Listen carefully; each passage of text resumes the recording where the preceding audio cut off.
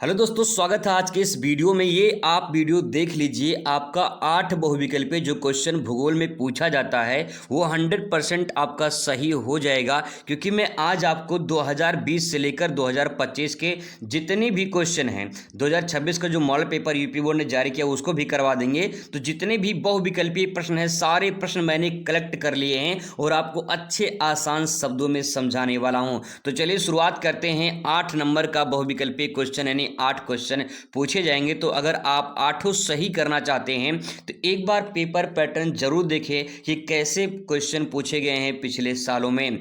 2020 से शुरुआत कर रहे हैं। 2020 से क्यों? क्योंकि 2020 में ही एनसीईआरटी लागू है। इस प्रकार से पेपर पैटर्न आपको देखने को मिलेगा और ऐसे ही हूबहू आपको जो है क्वेश्चन देखने को मिल जाएगा। नीचे हम लोग आ जाते हैं और मेन मुद्दे की बात करते हैं, जिसमें हम लोग बहुविकल्पीय क्वेश्चन से शुरुआत करेंगे। तो सबसे पहले यहाँ पे 2020 का सेट उठाएंगे और आप ये सेट गूगल पे जाके सर्च कर सकते हैं। यहाँ पे सबसे पहला क्वेश्चन जो क्वेश्चन पूछा गया था बहुविकल्पीय में, वो क्वेश्चन है जनसंख्या आकार के अनुसार बृहत्तम महाद्वीप है।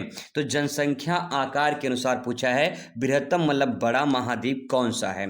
तो अफ्रीका महाद्वीप है, उत्तरी अमेरिका है, एशिया और यूरोप है। इसमें सही जवाब होगा आपका बृहत्तम में सबसे ज़्यादा जो है वो आपका एशिया महाद्वीप में, यानी सबसे बड़ा जनसंख्या महाद्वीप में जो है एशिया महाद्वीप आ जाएगा। ठीक है, चलिए आगे बात करते हैं अगले क्वेश्चन पर। अगला क्वेश्चन यहाँ पे सुएज नहर जोड़ती है। तो सुएज नहर किसको जोड़ती है? लाल सागर भूमध्य सागर को, लाल सागर पीला सागर को, अदन की खाड़ी या फिर भूमध्य सागर को।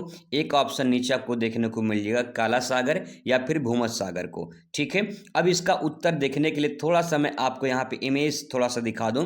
जैसे मान लीजिए ये समथिंग इस प्रकार से अफ्रीका महाद्वीप आपको दिखाई देगा। ठीक है, ऐसे ही समथिंग समथिंग आपको अफ्रीका महाद्वीप दिखाई देगा। यहाँ पे इस प्रकार से ये अफ्रीका महाद्वीप है, इधर यूरोप, ये आपका यूरोप पड़ जाएगा। ठीक है, ये यूरोप है, ये आपका अफ्रीका महाद्वीप है। ठीक है, और जो आप ये देख रहे हैं ये वाला पॉइंट, ये नीचे वाला ये वाला, ठीक है, इसको बोलते हैं लाल सागर, इसको बोलते हैं लाल सागर। ठीक है, और यहाँ पे जो आप देख पा रहे हैं ये वाला, ये इसको बोलते हैं भूमध्य सागर। ठीक है, इसको बोलते हैं भूमध्य सागर। अब यहाँ पे जो भूमध्य सागर और लाल सागर है, इसको जो आप स्पेस देख रहे हैं यहाँ पे ये वाला, इसको जोड़ा गया है। ठीक है, इसको जोड़ा गया है। तो जो ये जोड़ा गया है इसको किससे जोड़ा गया है? सुएज नहर से जोड़ा गया है। ठीक है, सुएज नहर से जोड़ा गया है। तो आपका जो लाल सागर है, भूमध्य सागर ये है, ये सुएज नहर जोड़ती है किसको? तो लाल सागर और भूमध्य सागर को। ठीक है, इसमें राइट आंसर क्या हो जाएगा? लाल सागर और भूमध्य सागर इसमें करेक्ट आंसर हो जाएगा। ठीक है, आइए बात करते हैं अगले क्वेश्चन पर। क्वेश्चन नंबर 3 है, निम्नलिखित में से कौन सा वनों पर आधारित उद्योग है? वनों पर आधारित उद्योग है सीमेंट उद्योग, वस्त्र उद्योग, कागज उद्योग, एल्युमिनियम उद्योग। तो सीमेंट तो बनता नहीं है वन से, मतलब पेड़ पौधों से सीमेंट बनता है, चूना पत्थर से। वस्त्र का निर्माण भाई कपास से, रेशम से होता है। कागज उद्योग, कागज जो उद्योग है ये आपके जो है वन पे आधारित होता है, तो इसमें राइट आंसर आपका कागज हो जाएगा। और एल्युमिनियम होगा नहीं, क्योंकि ये एल्युमिनियम जो है बॉक्साइट के एल्यूमिना से बनता है। ठीक है, तो इसमें राइट आंसर क्या हो जाएगा? आपका कागज उद्योग करेक्ट हो जाएगा। आगे क्वेश्चन नंबर 4 आपके सामने है, निम्नलिखित में से कौन सी ग्रामीण वस्तुओं की मुख्य आर्थिक क्रिया है? प्राथमिक क्रिया, द्वितीय क्रिया, तृतीय क्रिया, चतुर्थ क्रिया। प्राथमिक क्रिया को कृषि क्षेत्र कहा जाता है, ये कृषि से संबंधित है। द्वितीय जो क्षेत्र है ये उद्योग से संबंधित है। ठीक है, उद्योग से संबंधित है। और तीसरा जो है ये सेवा से संबंधित है। और चौथा जो है ये उच्च सेवा से संबंधित है। ठीक है, इस प्रकार से इसमें राइट आंसर आपका पहला हो जाएगा प्राथमिक क्रिया। ठीक है, आगे है क्वेश्चन नंबर 5 आपके सामने है, 2011 की जनगणना के अनुसार भारत की जनसंख्या निम्नलिखित में से कौन सी है? 102.8 करोड़ या 318 करोड़, या फिर यहाँ पे नीचे दिया गया है 328 या फिर 121 करोड़। राइट आंसर इसमें आपका डी हो जाएगा 121 करोड़। ठीक है, आगे बात करते हैं क्वेश्चन नंबर 6वें पर आ जाते हैं। क्वेश्चन नंबर 6वां कह रहा कि निम्नलिखित में से कौन सी किस नदी के किनारे अवस्थित नहीं है? तो आगरा जो है वो यमुना के किनारे स्थित है। ठीक है, यमुना के किनारे स्थित है। भोपाल किसी नदी के तट पर स्थित नहीं है। पटना गंगा नदी के तट पर स्थित है। ठीक है, और जो कोलकाता है ये हुगली नदी के तट पर स्थित है। हुगली नदी के तट पर स्थित है। ठीक है, तो इसमें राइट आंसर क्या हो जाएगा आपका? भोपाल सही हो जाएगा, क्योंकि भोपाल किसी नदी के तट पर स्थित नहीं है। क्वेश्चन नंबर 6 के बाद 7 आता है, निम्नलिखित में से कौन सी तृतीय क्रियाकलाप है? अभी मैंने आपको बताया ये सेवा से संबंधित होता है और इसमें सर्विस देनी होती है। खेती, आखेट, बुनाई, ये जो है आपका जो है ये खेती और आखेट जो है ये प्राथमिक में आ जाएगा, बुनाई द्वितीयक में आ जाएगा, व्यापार जो है आपका सेवा से संबंधित हो जाएगा। ठीक है, चलिए आगे बात करते हैं। क्वेश्चन नंबर 8 देखिए, दो देशों के मध्य होने वाला व्यापार क्या कहलाता है? तो दो देशों के मध्य होने वाला व्यापार अंतर्देशीय या फिर अंतर्राष्ट्रीय। अंतर्देशीय का मतलब देश के अंदर और अंतर्राष्ट्रीय मतलब देश के बाहर। ठीक है, आगे यहाँ पे है स्थानीय व्यापार, मतलब किसी स्थान की बात हो रही है। बाह्य व्यापार का मतलब होता है कि भैया जो है अपने जिले से, अपने क्षेत्र से बाहर व्यापार करना। ठीक है, तो यहाँ पे दो देशों के बीच में जब व्यापार होता है तो उसे अंतर्राष्ट्रीय व्यापार कहते हैं, या इसी को विदेशी व्यापार के नाम से भी जाना जाता है। ठीक है, इसको ध्यान रखेंगे। ये हो गया पहला सेट। अब आ जाते हैं 2022 पे। 2022 पे इसलिए क्योंकि 2021 में पेपर नहीं हुआ था, कोरोना काल चल रहा था, तो यहाँ पे पेपर नहीं हुआ था। ठीक है, अब बात करते हैं यहाँ पे हम लोग 2022 की। 2022 का सेट नंबर आप देख सकते हैं, यहाँ पे लिखा गया है। क्वेश्चन पे नजर डालते हैं। लिखा है कि निम्नलिखित विद्वानों में से किसने नव निश्चयवाद की संकल्पना प्रस्तुत की है? गिरफिट टेलर, एलन सी सैम्पल, जीन ब्रूस या विडोल डी ब्लास। तो इसमें राइट आंसर हो जाएगा भाई, नव निश्चयवाद की संकल्पना दिया है गिरफिट टेलर ने। इसका छोटा सा ट्रिक याद रखे रहेंगे। नव मतलब होता है नया, जैसे नव वर्ष आता है तो नया साल मनाते हैं, नया साल हो जाएगा। ठीक है, तो नव मतलब नया। अब नया नया कपड़ा सिलाने कहाँ जाते हैं? टेलर के पास जाते हैं। तो नव निश्चयवाद कहाँ क्या हो जाएगा? इसमें राइट आंसर टेलर हो जाएगा। ठीक है, आगे बात करते हैं। क्वेश्चन नंबर दूसरा आपके सामने है। यहाँ पे देखिए कि जनसंख्या आकार के अनुसार बृहत्तम महाद्वीप है। देखिए क्वेश्चन यहाँ पे रिपीट किया है। अब 2000 मैंने भी आपको 2020 में बताया, 2022 में भी क्वेश्चन ये रिपीट किया है। तो आप समझ लीजिए कि क्वेश्चन कितना रिपीट करता है और कितना इंपॉर्टेंट है पिछले सालों का क्वेश्चन तैयार करना। अगर तैयार कर लेते हैं तो फायदा आपको जरूर मिलेगा। अफ्रीका, उत्तरी अमेरिका, एशिया, यूरोप। ठीक है, जनसंख्या में जो पहला सबसे स्थान आता है वो एशिया का नंबर आता है। ठीक है, पहला स्थान एशिया का आता है, दूसरा स्थान आता है अफ्रीका का आता है। ठीक है, दूसरा स्थान किसका आता है? अफ्रीका का। तीसरा स्थान आता है आपका नॉर्थ अमेरिका का, और चौथा स्थान आता है आपका साउथ अमेरिका का, और पांचवां स्थान आता है यूरोप का, और छठवां स्थान आता है ऑस्ट्रेलिया का। सातवें नंबर पे अंटार्कटिका महाद्वीप है, जनसंख्या के आकार में बता दे रहा हूं। ठीक है, तो इस हिसाब से इसमें आपका राइट आंसर क्या हो जाएगा? एशिया महाद्वीप हो जाएगा। ठीक है, आइए बात करते हैं अगले क्वेश्चन पर। अगला क्वेश्चन फिर देखिए रिपीट किया, यहाँ पे प्राथमिक क्रिया नहीं है। प्राथमिक क्रिया आखेट ये प्राथमिक क्रिया है, खनन भी प्राथमिक क्रिया है, कृषि भी जो है आपका प्राथमिक क्रिया है, और जो है विनिर्माण जो है आपका प्राथमिक क्रिया नहीं है, बल्कि ये उद्योग के अंतर्गत आता है। इसमें राइट आंसर आपका डी सही हो जाएगा। ठीक है, आइए बात करते हैं चौथे क्वेश्चन पर। निम्नलिखित में से कौन एक ग्रामीण बस्तियों की मुख्य आर्थिक क्रिया है? ग्रामीण बस्तियों की। फिर से क्वेश्चन घुमा के रिपीट किया है। प्राथमिक क्रिया, द्वितीय क्रिया, तृतीयक, चतुर्थक। क्वेश्चन देखिए फिर से रिपीट किया है ये क्वेश्चन ग्रामीण बस्ती का। ग्रामीण बस्ती में क्या होता है? कृषि होता है। कृषि किसके अंतर्गत आता है? प्राथमिक क्रिया के अंतर्गत आता है। तो राइट आंसर इसमें क्या हो जाएगा? प्राथमिक क्रिया हो जाएगा। ठीक है, कैसे क्वेश्चन घुमा के पूछा जा रहा है आप इस बात को देख सकते हैं यहाँ पे। अगला है, निम्नलिखित में से भारत के किस राज्य में जनसंख्या घनत्व सबसे अधिक पाया जाता है? जनसंख्या घनत्व सबसे अधिक किसमें पाया जाता है, ये आपको आंसर बताना है। तो जनसंख्या घनत्व का मतलब क्या होता है पहले आपको ये बता दे रहे हैं। ठीक है, देखिए जनसंख्या घनत्व का मतलब होता है कि प्रति वर्ग किलोमीटर, मान लीजिए कि कोई क्षेत्र है, प्रति वर्ग किलोमीटर पे निवास करने वाले व्यक्तियों की संख्या को जनसंख्या घनत्व कहते हैं। ठीक है, जैसे मान लीजिए कोई एक क्षेत्र यहाँ पे है, यहाँ पे 100 लोग रहते हैं। ठीक है, और कोई एक क्षेत्र ये है, उतना ही एरिया है लगभग मान लीजिए, और यहाँ पे मान लीजिए 1000 व्यक्ति रहते हैं। ठीक है, इसका नाम ए रखते हैं, इसका नाम बी रखते हैं। तो जनसंख्या का दबाव कहाँ पे आपको देखने को ज़्यादा मिलेगा? आपका जवाब होगा बी पे मिलेगा। बी का मतलब ये हो कि जनसंख्या का दबाव यानी घनत्व यहाँ पे ज़्यादा है। ठीक है, तो अब किस राज्य में ये आपको बताना है? केरल में, बिहार में, उत्तर प्रदेश में, या फिर एक ऑप्शन नीचे आपको देखने को मिल जाएगा पश्चिम बंगाल में। ठीक है, तो मैं इसका थोड़ा सा आपको बता दे रहा हूँ कि यहाँ पे देखिए जो पहला स्थान है जनसंख्या घनत्व में वो आता है बिहार का नाम। ठीक है, पहला स्थान बिहार का नाम आता है। दूसरा स्थान आपका आता है पश्चिम बंगाल का यानी वेस्ट बंगाल का। ठीक है, तीसरा स्थान इसमें आपका आता है केरल का, ठीक है, और चौथा जो स्थान है वो आता है यूपी का, और चारों नाम यहाँ पे दिए गए हैं, ठीक है, चारों नाम दिए गए हैं। तो इसमें राइट आंसर आपका बिहार हो जाएगा, क्योंकि इसमें बिहार ऑप्शन आपको मिल जाएगा, ठीक है। अगर बिहार नहीं दिया है तो आपका राइट आंसर क्या हो जाएगा, पश्चिम बंगाल हो जाएगा, ये बात ध्यान रखेंगे। आगे है क्वेश्चन नंबर नेक्स्ट है, भारत का बोकारो शहर किस उद्योग के लिए प्रसिद्ध है। बोकारो, आपको बता दें कि जो बोकारो शहर है ये पड़ता है झारखंड में, ठीक है, बोकारो का शहर कहाँ पे है, झारखंड में है, और ये लौह इस्पात उद्योग के लिए प्रसिद्ध है। किसके लिए, लौह इस्पात उद्योग के लिए। ये बहुत ही इंपॉर्टेंट क्वेश्चन है, इसको ध्यान रखेंगे। अगला क्वेश्चन आपके सामने है कि निम्नलिखित में से किस राज्य से होकर इंदिरा गांधी नहर गुजरती है। तो इंदिरा गांधी जो नहर है वो गुजरती है राजस्थान से, मध्य प्रदेश से, उत्तर प्रदेश से या फिर गुजरात से। तो थोड़ा सा मैं आपको अगर यहाँ पे महसूस कराऊं तो यहाँ पे समझने का प्रयास करेंगे, थोड़ा सा समथिंग इस प्रकार से थोड़ा सा समझने का प्रयास करेंगे। यहाँ पे देख पाएंगे कि जो है एक सतलज नदी इस प्रकार से बहती है, सतलज नदी, ठीक है, सतलज नदी बहती है और यहाँ पे आके ब्यास नदी इसमें मिलती है। सतलज और ब्यास का जहाँ पे संगम होता है उसी संगम स्थान से एक नदी निकाली गई है और उस नदी का नाम है, ठीक है, एक नहर निकाली गई है, उस नहर का नाम है इंदिरा गांधी नहर, और ये बहती कहाँ पे है, जवाब होगा राजस्थान में सबसे ज़्यादा प्रभावित होती है, ठीक है, इसमें राइट आंसर आपका राजस्थान हो जाएगा। अगला क्वेश्चन है, निम्नलिखित में से कौन नगरीकरण की समस्या नहीं है। नगरीकरण की समस्या नहीं है, आपको ये बताना है। तो यहाँ पे देखिए नगरीकरण समस्या कौन सी नहीं है, तो नगरीकरण की समस्या मलिन बस्ती है, बिल्कुल है। विस्तृत कृषि क्या है, अगर बड़े क्षेत्र में कृषि की जाती है क्या उससे नगरीकरण होता है, नहीं होता है भाई। बड़े क्षेत्र में कृषि हो रही है तो उससे शहर थोड़ी बस रहे हैं। नगरीकरण का मतलब शहर का बसाव, शहर बड़ा होना, तो यहाँ पे कृषि करने से शहर तो बड़ा नहीं होगा, लेकिन मलिन बस्ती तो बढ़ेगी यहाँ पे, ठीक है, ये तो राइट आंसर हो जाएगा।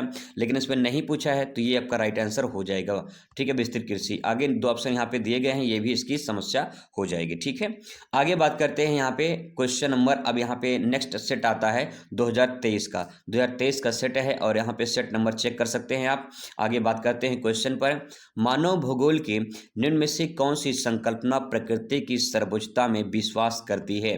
This is most important question कि मानव भूगोल के निम्न में से कौन सी संकल्पना प्रकृति की सर्वोच्चता में विश्वास करती है। मतलब प्रकृति ही सर्वोच्च है, प्रकृति ही सर्वमान्य है और प्रकृति ही सर्वश्रेष्ठ है। संभववाद, प्रत्यक्षवाद, पर्यावरण निश्चयवाद या फिर नव निश्चयवाद। तो इसमें संभववाद नहीं होगा, प्रत्यक्षवाद भी नहीं होगा, पर्यावरण निश्चयवाद होगा, क्योंकि इसमें जो भी पर्यावरण निश्चित करता है, तय कर देता है, वही होना होता है। प्रकृति जैसा चाहती है वैसा होती है। इसमें राइट आंसर आपका सी हो जाएगा। क्वेश्चन नंबर दूसरे की बात करते हैं, निम्नलिखित देशों में से किसकी जनसंख्या सबसे अधिक है। अब यहाँ पे देशों का नाम पूछा है, किसकी जनसंख्या सबसे अधिक है। तो पहला स्थान किसका आता है, पहला स्थान चीन का आता है। वैसे भारत का नाम आ चुका है पहले स्थान पर, लेकिन जो हमारे एनसीईआरटी में अभी दिया हुआ फिलहाल हम वही जानेंगे, ठीक है। तो आप ये दिमाग में अपने रखे रहिए, भारत पहले स्थान पर आ चुका है, लेकिन जो एनसीईआरटी में दिया गया उसके अकॉर्डिंग मैं बता रहा हूँ आपको। पहला स्थान चीन का, दूसरा स्थान भारत का आ जाएगा, ठीक है। फिर इसके बाद जो है तीसरा जो स्थान है वो आपका यूएसए का आ जाएगा, संयुक्त राज्य अमेरिका का आ जाएगा, ठीक है। ये तीन देश जो है काफ़ी इंपॉर्टेंट है, इसी तीनों में से कोई ना कोई पूछता है। तो इसमें देखिए चीन दिया है, चीन नहीं दिया है, भारत दिया है, भारत भी नहीं दिया है। तीसरा स्थान किसका है, संयुक्त राज्य अमेरिका के यहाँ पे दिया गया है, तो इसमें राइट आंसर आपका संयुक्त राज्य अमेरिका हो जाएगा, ठीक है। आगे बात करते हैं, क्वेश्चन यहाँ पे थर्ड है, निम्नलिखित में से कौन सी बागाती फसल है। बागाती फसल नहीं है। बागाती फसल वो फसल होती है जो बागानों में की जाती है, जो बागानों में की जाती है, जो बड़े बड़े पैमाने पर होती है, जो व्यवसाय के लिए की जाती है, इसमें पूंजी अधिक लगती है, उसे बागाती फसल या बागानी फसल भी कहते हैं, ठीक है, ये ध्यान रखेंगे। चाय है, रबर है, कहवा है, ठीक है, ये तीनों होता है। मक्का जो है ये आपका अनाज में आ जाता है, खाद्यान्न फसल में आ जाएगा, ठीक है, वो बागाती फसल में नहीं आएगा, बल्कि जो अनाज है या फिर जो है खाद्यान्न फसल है मक्का, उसमें आ जाएगा, ठीक है। चलिए आगे है क्वेश्चन नंबर नेक्स्ट आपके सामने, यहाँ पे चौथा है कि निम्नलिखित में से किस प्रकार की कृषि खट्टे रसदार फलों की कृषि की जानी चाहिए, मतलब कृषि जो है की जाती है, ये आपको बताना है। तो खट्टे रसदार फलों की जो कृषि है वो आपका भूमध्य सागरीय कृषि के नाम से जानी जाती है, ये आपका राइट आंसर इसमें हो जाएगा, ठीक है। आगे है यहाँ पे क्वेश्चन नंबर नेक्स्ट है कि निम्नलिखित में से कौन सी एक तृतीय क्रियाकलाप है। तृतीय क्रम यहाँ पे हो जाएगा सेवा क्षेत्र। ये भी क्वेश्चन रिपीट किया गया है। बुनाई खेती, बुनाई खेती, खेती प्राथमिक में आ जाएगा, ठीक है, ये प्राथमिक में आ जाएगा। बुनाई आपका द्वितीयक में आ जाएगा, ठीक है, बुनाई द्वितीयक में आ जाएगा। और यहाँ पे व्यापार देखिए, ये क्वेश्चन रिपीट किया है, इसमें राइट आंसर आपका व्यापार हो जाएगा, ये सेवा से संबंधित होता है, ठीक है। क्वेश्चन नंबर आगे बात कर लेते हैं। क्वेश्चन नंबर नेक्स्ट आपके सामने है, निम्नलिखित में से किस राज्य में जनसंख्या घनत्व सर्वाधिक है। क्वेश्चन देखिए रिपीट किया है, अभी मैंने आपको 2022 में बताया था क्वेश्चन, यही 2023 में क्वेश्चन पूछा गया है। देख लीजिए अपने अपने हिसाब से क्वेश्चन कैसे क्वेश्चन रिपीट करता है, देख लीजिए अपने हिसाब से, ठीक है। जनसंख्या घनत्व सर्वाधिक है जो है आपका उत्तर प्रदेश में, पश्चिम बंगाल में, केरल में, पंजाब में। अब यहाँ पे मैंने आपको पहला स्थान बताया था किसका, बिहार का, ठीक है, पहला स्थान बिहार का। दूसरा स्थान मैंने बताया था आपको वेस्ट बंगाल का। तीसरा स्थान मैंने बताया था आपको केरल का। और चौथा स्थान मैंने बताया था आपको यूपी का, ठीक है। क्या इसमें बिहार है? बिहार इसमें नहीं है, बिहार नहीं है भैया। पश्चिम बंगाल है, बिल्कुल पश्चिम बंगाल दूसरा स्थान इसमें आपका, इसमें दूसरा स्थान हो जाएगा, ठीक है। तो दूसरा स्थान पश्चिम बंगाल का आ जाएगा इसमें, मतलब ये आपका राइट आंसर हो जाएगा। आगे है क्वेश्चन नंबर नेक्स्ट है, इंदिरा गांधी नहर, देखिए फिर से क्वेश्चन रिपीट किया है, इंदिरा गांधी नहर राजस्थान से ज्यादा बहती है, ठीक है। क्वेश्चन बहुत रिपीट करता है भैया, इसीलिए प्रीवियस ईयर क्वेश्चन जरूर सॉल्व करिए। मुंबई हाई खनन के लिए प्रसिद्ध है। मुंबई हाई किस खनन के लिए प्रसिद्ध है? तांबा के लिए, लौह अयस्क के लिए, या फिर नीचे दो ऑप्शन दिए हैं खनिज तेल या फिर बॉक्साइट के लिए। इसमें सही जवाब आपका हो जाएगा भैया खनिज तेल के लिए, ये राइट आंसर हो जाएगा। आइए क्वेश्चन बात करते हैं, यहाँ पे नेक्स्ट है सेट नंबर, ये देख सकते हैं 24 का पेपर है, 24 पेपर में पूछा गया है। फिर से देखिए क्वेश्चन रिपीट किया, देखिए मानव भूगोल के नियम से कौन सी संकल्पना प्रकृति की सर्वभौमता में विश्वास करती है। देख लीजिए भैया कितना क्वेश्चन रिपीट करता है, इसका मतलब अब आपको तो 100% कंफर्म हो चुका हो गया कि क्वेश्चन रिपीट करता है और क्वेश्चन हमें प्रीवियस ईयर लगाना बहुत जरूरी होता है। तो बताइए राइट आंसर क्या हो जाएगा इसमें? देखिए राइट आंसर इसमें हो जाएगा नवनिश्चयवाद हो जाएगा, ठीक है। नवनिश्चयवाद में करेक्ट आंसर आपका, सॉरी फॉर दैट, यहाँ पे ये जो संभववाद है ये परिमाण इसमें नहीं रहेगा, बल्कि ये इसमें जो निश्चयवाद है ये आपका राइट आंसर हो जाएगा, ठीक है भैया। ये यहाँ पे जो है ये इसके जगह होना चाहिए, ये थोड़ा सा मिस्टेक हो गया है यहाँ पे, तो ये जो रहेगा सेंटेंस वो आगे यहाँ रहेगा, ठीक है। आप ध्यान रखेंगे, ये पर्यावरण निश्चयवाद इसमें राइट आंसर हो जाएगा, ठीक है, इसमें कन्फ्यूजन नहीं है। आगे बात कर लेते हैं, नेक्स्ट है आपका यहाँ पे, निम्नलिखित में से कौन से सबसे अधिक जनसंख्या वाला देश है। देख लीजिए आपके सामने फिर से क्वेश्चन रिपीट किया, हर साल क्वेश्चन रिपीट करता है, तो इसमें राइट आंसर क्या हो जाएगा? संयुक्त राज्य अमेरिका, क्योंकि उसमें ना तो चीन है ना तो इसमें भारत है, तो तीसरा स्थान संयुक्त राज्य अमेरिका का आता है, तो उसमें ऑप्शन मिल जाएगा, ठीक है। आगे है क्वेश्चन नंबर यहाँ पे नेक्स्ट है कि निम्नलिखित में से कौन से मानव विकास का उपागम नहीं है। तो मानव विकास का जो उपागम नहीं है वो आपको यहाँ पे बताना है। तो देखिए मानव विकास का आय उपागम, कल्याण उपागम, स्वास्थ्य उपागम या फिर क्षमता उपागम।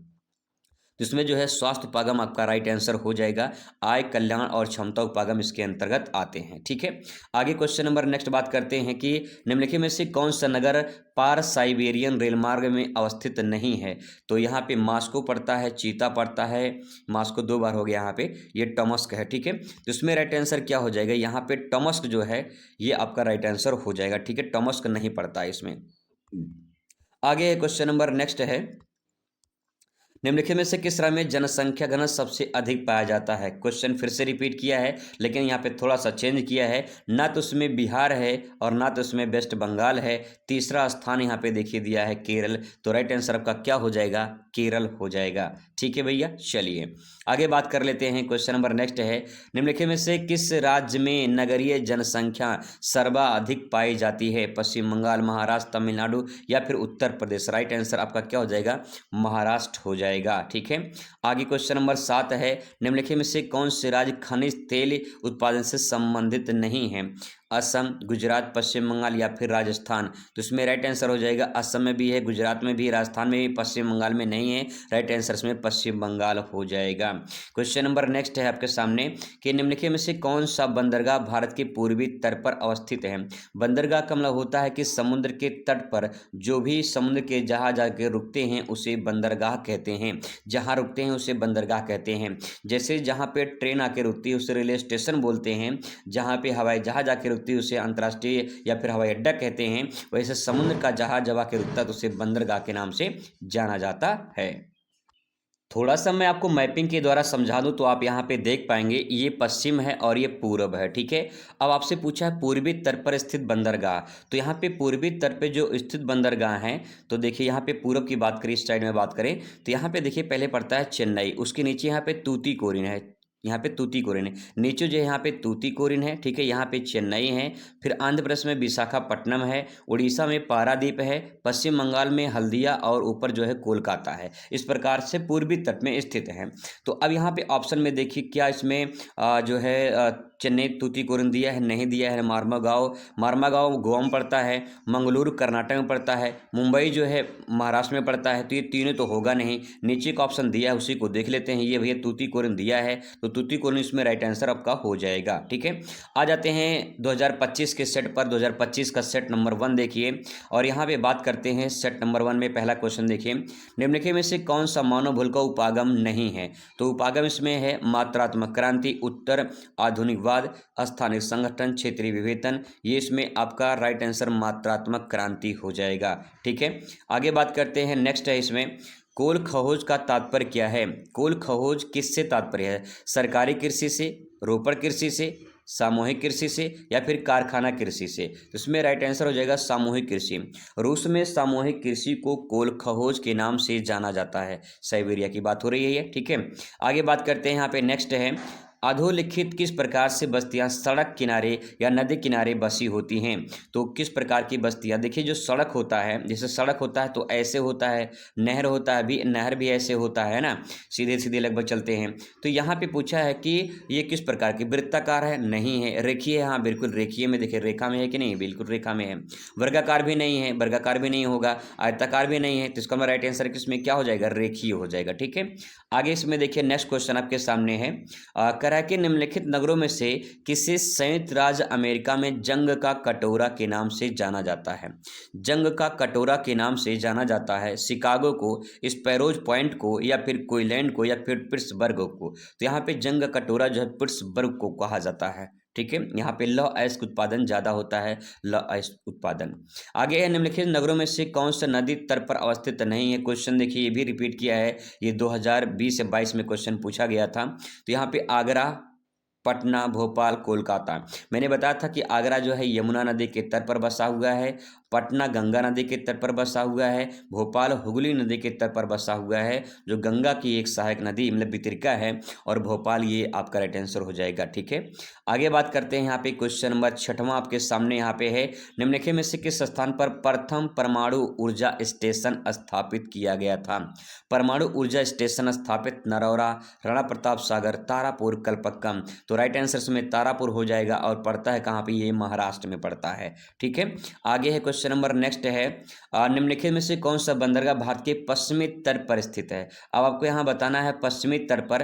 तो मैंने भी आपको बताया था कि पश्चिमी जो तट है वो ये है पश्चिमी तट, और ये है आपका पूर्वी तट, ठीक है, पूर्वी तट है। अब यहाँ पे देखेंगे तो पूर्वी जो तट है, तो इस प्रकार से आप यहाँ पे, ये आपका यहाँ पे मुंबई हो जाएगा, ठीक है। और यहाँ पे देखिए हल्दिया मैंने बताया था यहाँ पे स्थित है। कांडला जो बंदरगाह है यह गुजरात में पड़ता है। मारमागांव जो है आपका यहाँ पे जो है गोवा में पड़ता है। तो इसमें जो है मंगलुरु कर्नाटक में पड़ता है। हल्दिया जो है कहाँ पे स्थित है? ये पूछा पश्चिमी तट पर स्थित नहीं है, नहीं पूछा है। तो हल्दिया कहाँ पे? पश्चिम बंगाल में है। इसमें राइट आंसर क्या हो जाएगा? हल्दिया हो जाएगा, ठीक है। आगे देखिए क्वेश्चन नंबर नेक्स्ट, ये थोड़ा सा अब यहाँ पे डिफिकल्ट वाला क्वेश्चन आना शुरू हो गया है। 2025 में ये क्वेश्चन आने शुरू हो चुके हैं। नीचे कथन दिए गए हैं, कारण दिए गए हैं, सही विकल्प चुनकर उत्तर देना है। इसका छोटा सा ट्रिक बताऊंगा ताकि आप आसानी से समझ पाएं। बड़ा खतरनाक क्वेश्चन होता है, कंपटीशन वाला क्वेश्चन यहाँ पे डाल दिया भैया, ठीक है। देखिए कथन कह रहा है, कथन का मतलब ये हो कि भैया कोई यहाँ पे एक ऐसा सेंटेंस लिखा है, इस सेंटेंस से इससे क्या रिलेशन है, क्या मतलब है। जैसे अगर मैं कहूँ कि आपके माता के लड़के का, आपके माता के लड़के का लड़का आपका क्या लगेगा? आपके माता के लड़के का लड़का आपका क्या लगेगा? तो उसको ऐसे ही घुमा घुमा के क्वेश्चन पूछा जाता है, रीजनिंग टाइप का है ना। तो यही ध्यान रखना है कि आपके माता के लड़के का लड़का आपका क्या लगेगा? भतीजा लगेगा। तो ऐसे ही यहाँ पे क्वेश्चन पूछा कि इससे क्या रिलेशन है। भाई रिलेशन बताना है, तो आइए जानते हैं क्या रिलेशन सही इसमें। कथन कह रहा है कि धान, गेहूं, दलहन फसलों के लिए जलोढ़ मिट्टी उपयोगी है। क्या ये बात सत्य है? कथन सही है कि नहीं सही है? हाँ बिल्कुल सही है। जलोढ़ मिट्टी में धान, गेहूं, दलहन दलहन की फसल होती है, बात बिल्कुल सही है।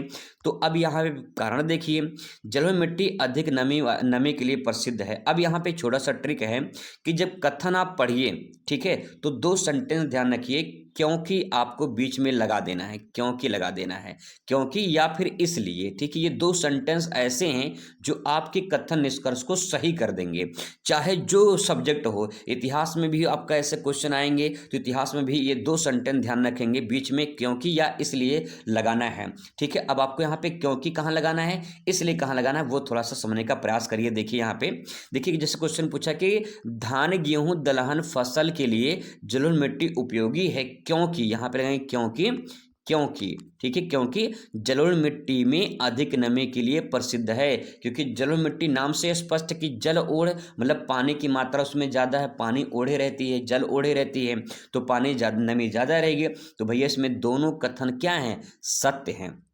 दोनों कथन क्या है, सत्य हैं, और ये वाला कथन इसकी व्याख्या भी कर रहा है। तो आइए इसका आंसर देखते हैं।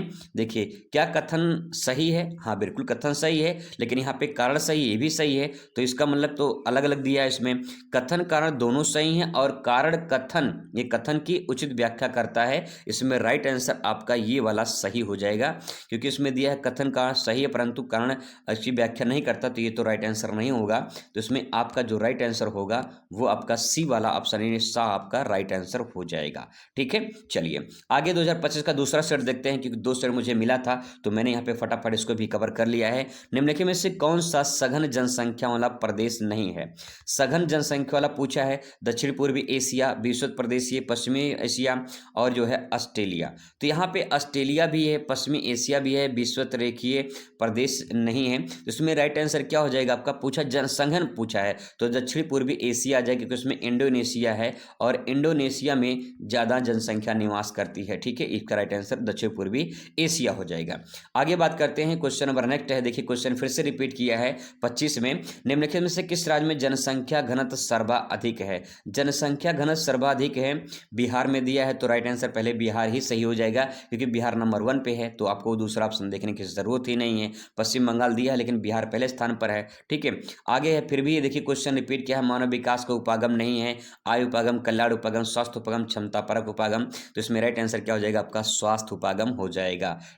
क्वेश्चन अगला आपके सामने है कि निम्नलिखित में से किस पर्यावरण में विकीर्ण ग्रामीण बस्तियां नहीं है पूछा है, ठीक है। विकीर्ण मतलब होता है फैला होना, बिखरा होना, तो पूछा है नहीं है, यानी कौन सा ऐसा क्षेत्र है जहां पे जनसंख्या बिखरी हुई नहीं होती बल्कि घनी होती है, सघन होती है। गंगा के जलोढ़ मैदानों में, हिमाचल के निचली घाटियों में, राजस्थान के शुष्क अर्धशुष्क प्रदेशों में, उत्तर पूर्वी जंगल पहाड़ी इलाकों में। तो यहाँ पे जो तीनों ऑप्शन आपको दिखाई दे रहा है, आप सोचिए पूर्वी जंगल पहाड़ियों में और राजस्थान के शुष्क मरुस्थल में वह जनसंख्या ज़्यादा पाई जाएगी, कम पाई जाती है, लेकिन मैदानों में जनसंख्या ज़्यादा पाई जाती है। तो उसमें राइट आंसर आपका पहला हो जाएगा, क्योंकि उसमें पूछा है नहीं, तो ग्रामीण बस्तियां विकीर्ण नहीं है बल्कि यहाँ पे कैसी हैं, घनी बस्तियां हैं, ठीक है, गुच्छित बस्तियां जिसे आप जानते हैं। आगे बात करते हैं क्वेश्चन नंबर 5। देखिए क्वेश्चन नंबर 5 है, निम्नलिखित में से किस राज्य में प्रमुख तेल क्षेत्र स्थित है। तो असम में तो है, बिल्कुल असम में पहला तो सही हो जाएगा। आगे कोई ऑप्शन दिया गया है, देख लेते हैं। राजस्थान, बिहार, तमिलनाडु, इसमें राइट आंसर आपका क्या हो जाएगा, इसमें जो प्रमुख तेल क्षेत्र असम, इसमें पहला आंसर करेक्ट हो जाएगा, ठीक है। आगे बात करते हैं, क्वेश्चन नंबर नेक्स्ट है। क्वेश्चन पूछा है आईटीडीपी निम्नलिखित में से किस संदर्भ में वर्णित है, मतलब इसका पूरा नाम बताना है। इसको बोलते हैं इंग्लिश में जो है ITTDP है, इस प्रकार से इसको बोलते हैं। इसका पूरा नाम है integrated tribe development programme. Integrated tribe development programme, इसको हिंदी में बोलते हैं समन्वित जनजाति विकास प्रोग्राम, ठीक है, समन्वित जनजाति विकास प्रोग्राम। इसमें राइट आंसर आपका ये वाला सही हो जाएगा, ठीक है।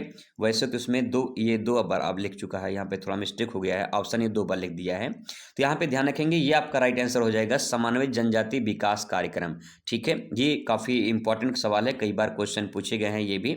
अगला आपके सामने है कि निम्नलिखित में से कौन सा स्थलबद्ध पोताश्रय है। स्थलबद्ध का मतलब होता है कि जैसे मान लीजिए ये तट इलाका है, इस प्रकार से ऐसे स्थलबद्ध होता है। तो जो आप ये पॉइंट देख पा रहे हो ये वाला स्थल से घिर जाता है ना, तो उसमें राइट आंसर आपका विशाखापट्टनम हो जाएगा, क्योंकि स्थलबद्ध पोताश्रय के अंतर्गत आता है। इसमें राइट आंसर आपका जो आएगा कौन सा, इसमें विशाखापट्टनम हो जाएगा, स्थलबद्ध है। ठीक है, नेक्स्ट है क्वेश्चन नंबर नेक्स्ट है, कौन सा अम्ल वर्षा का कारण है? अम्ल वर्षा कारण में कौन सा माना जाता है? जल प्रदूषण, ठीक है, ध्वनि प्रदूषण, वायु प्रदूषण या फिर ठोस अवशेष प्रदूषण। इसमें वायु प्रदूषण राइट आंसर हो जाएगा, क्योंकि जब वायु दूषित होगा तो वायु जो है, वायु के द्वारा वाष्पीकरण जो होता है, प्रक्रिया होती है, उसी के द्वारा वर्षा होगी, तो उसमें वायु प्रदूषण का राइट आंसर हो जाएगा। ठीक है, आगे बात करते हैं। आगे यहाँ पे नेक्स्ट आपके सामने जो है ये 8 क्वेश्चन यहाँ पे खत्म हो चुके हैं। इस प्रकार से आपको यहाँ पे पूरा आंसर देखने को मिल जाएगा। मैंने इसका आंसर भी यहाँ पे नीचे लिख दिया है, ताकि जब आप इसे पीडीएफ के रूप में प्राप्त करें तो आसानी से जो है इसे आप रिवीजन कर सकें। आई होप दोस्तों आपको समझ में आया होगा, और अगली ही वीडियो मुलाकात करेंगे किसी नए टॉपिक पे। Thanks for watching.